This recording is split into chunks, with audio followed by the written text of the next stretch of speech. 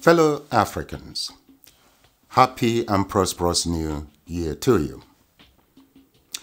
Have you ever wondered why governments of the developed world invest huge sums of dollars in media outlets to reach citizens of underdeveloped nations?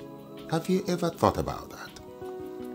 For example, the British government spends 600 million euros annually on the BBC World Service, with a weekly audience of not less than 96 million people in Africa.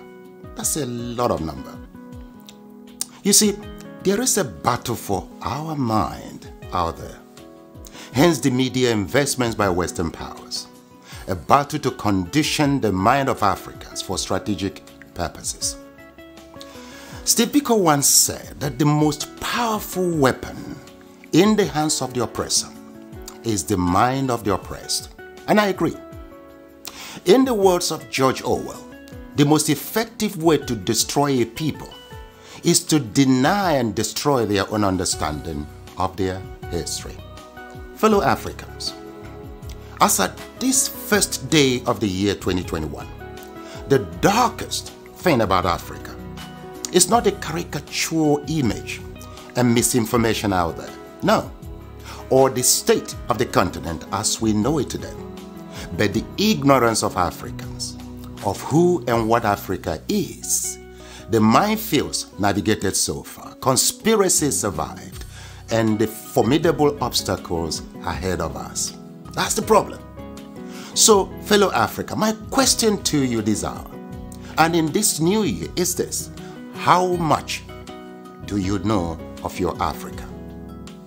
You see, for centuries, strategies have been deployed to manipulate and brainwash Africans, corrupt our understanding of ourselves, our reality, and the world, and implant in us a flawed notion of inferiority and little value adding in the world. Believe me or not, one of those strategies is the use of world map. Yes, world map, to create a visual illusion of a small, intellectually, politically, and economically insignificant Africa. But is that really true? Now, here are the facts. Africa has a total area space larger than all of Europe, China, and the United States of America combined. Yes, it is 3 times the area of China, 3 times the area of Europe, 3 times the area of United States of America. Meaning, you can transplant China, Europe, and United States, and several other countries on the Africa continent, and they will fit neatly. Africa is 30.5 million square kilometers and a youthful population of 1.3 billion inhabitants. China is 9.6 million square kilometers and 1.4 billion inhabitants.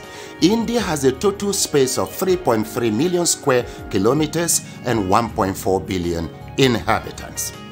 Now, yet, Africa is projected as overpopulated, and pressure mounts on Africans and their leaders to depopulate. Why? Why? Now, please note, Africa is home to 60% of the world's arable land, 90% of raw material reserve, 40% of gold reserve, 33% of diamond reserve, 95% of platinum reserve, and holds the largest bauxite reserves in the world. Of course, in addition to manganese, woods, uranium, crude oil, and others. Yet, the continent is touted as the poverty capital of the world and ripe for depopulation. The question is, why? Well, President Jacques Chirac of France provides an illuminating insight. He said, "We bled Africa for 4.5 centuries. We looted their raw materials, then we told lies that the Africans are good for nothing. In the name of religion, we destroyed their culture.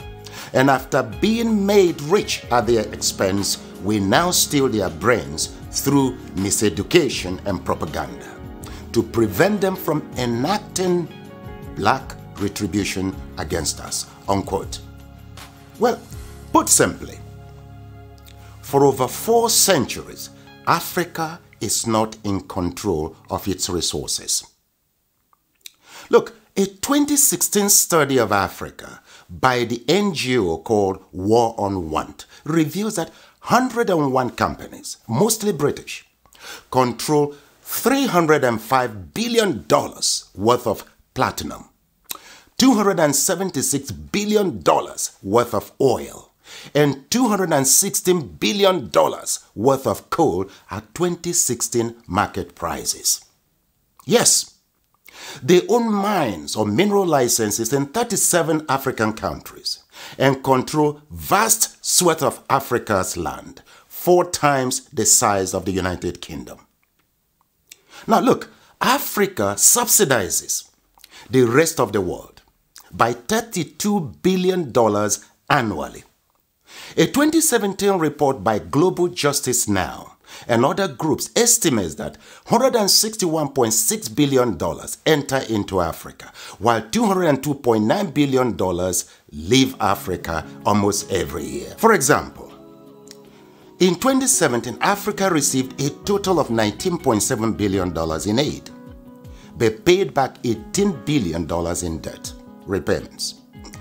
Debt burden is killing Africa.